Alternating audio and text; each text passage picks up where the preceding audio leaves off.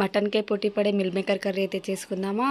ఇది రైస్, రోటీస్, చపాతీలోకి బాగుంటుందన్నమాట. ముందుకు ఒక మిక్సీ తీసుకొని ఎండు కొబ్బరి, అల్లం, తెల్లబాయలు, ధనియాలు, కొంచెం మెంతులు, జీలకర్ర ఉంటే బిర్యానీ ఆకు, కొంచెం చెక్క లవంగా వేసి మెత్తగా మిక్సీ పట్టుకున్న తర్వాత 2 టమాటాలు కూడా వేసి మెత్తగా మిక్సీ పట్టుకోవాలి. అప్పుడే ఇంకా వేడి వాటర్లో మనం మిల్ మేకర్ అయితే వేసుకొని 5 మినిట్స్ పక్కన ఉంచుకోవాలన్నమాట. ఇప్పుడు మనం కర్రీ చేసే కడాయిలో అయితే ఆయిల్ వేసుకొని ఆవాలు, జీలకర్ర వేసి వేయించుకోవాలన్నమాట. అవి వేగిన తర్వాత ఉల్లిపాయలు కట్ చేసి వేసి అవి లైట్గా వేగేటప్పుడే ఉప్పు, పసుపు, కరివేపాకు వేసి వేయించుకోవాలన్నమాట.